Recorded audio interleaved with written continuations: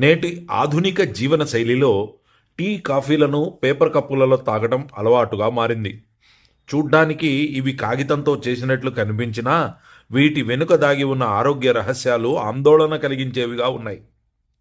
IIT Kharagpur వంటి ప్రతిష్టాత్మక సంస్థలు చేసిన పరిశోధనలు ఈ కప్పుల వినియోగంపై హెచ్చరిస్తున్నాయి. ఇందులో వాడే కాగితం నానిపోకుండా ఉండటం కోసం పేపర్ కప్పుల లోపలి భాగంలో పాలిథిలీన్ అనే ప్లాస్టిక్ పొరను పూతగా పూస్తారు. మనం అందులో వేడి టీ లేదా కాఫీ పోసినప్పుడు కేవలం 15 నిమిషాల్లో సుమారు 25,000 మైక్రోప్లాస్టిక్ కణాలు ఆ పానీయంలో కలిసిపోతాయి. వీటితో పాటు సీసం, క్రోమియం వంటి భార లోహాలు కూడా మన శరీరంలోకి చేరుతాయి. ఇవి కేవలం ప్లాస్టిక్ పొర మాత్రమే కాకుండా మరికొన్ని ప్రమాదకరమైన రసాయనాలను ఈ కప్పుల తయారీకి ఉపయోగిస్తున్నారు. అందులో ముఖ్యంగా ఫరెవర్ కెమికల్స్ ఉంటాయి. ఇవి కప్పు నుండి ద్రవాలు బయటకు రాకుండా అడ్డుకుంటాయి.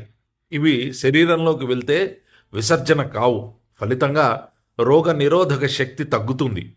ఇక బిస్ఫెనాల్ ఏ అనే రసాయనం, ఇది శరీరంలోని హార్మోన్ల సమతుల్యతను దెబ్బతీస్తుంది. దీనివల్ల సంతానోత్పత్తి సమస్యలు వచ్చే అవకాశం ఉంది. పేపర్ కప్పుల్లోనే వినియోగించే మరో రసాయనం థాలెట్స్. ప్లాస్టిక్ పొర మెత్తగా ఉండడానికి థాలెట్స్ తోడ్పడతాయి. ఇవి జీర్ణకోశ సమస్యలకు, ఊబకాయానికి దారితీయవచ్చు. కప్పులు తెల్లగా కనిపించడానికి ఆప్టికల్ బ్రైట్నర్స్ను కలుపుతారు. ఇవి చర్మ ఎలర్జీలను కలిగిస్తాయి. నిరంతరం పేపర్ కప్పులలో వేడివేడి పానీయాలు తాగడం వల్ల ఈ రసాయనాలన్నీ శరీరంలో పేరుకుపోతాయి.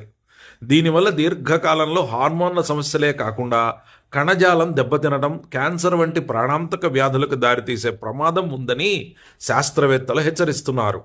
ఒక్కసారి తాగితే ఏమీ కాకపోవచ్చు, కానీ రోజువారీ అలవాటుగా మారితే మాత్రం అది మన ప్రాణాల మీదకు తెస్తుంది. అందుకే మన ఆరోగ్యాన్ని కాపాడుకోవడం కోసం మనకు మేలు చేసే ప్రత్యామ్నాయాలను ఎన్నుకోవాలి.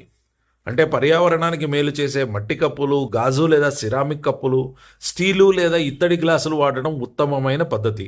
ఆరోగ్యకరమైన సమాజం కోసం పేపర్ కప్పులను వీడి సాంప్రదాయ పాత్రల వైపు మళ్ళటం ఎంతో అవసరం.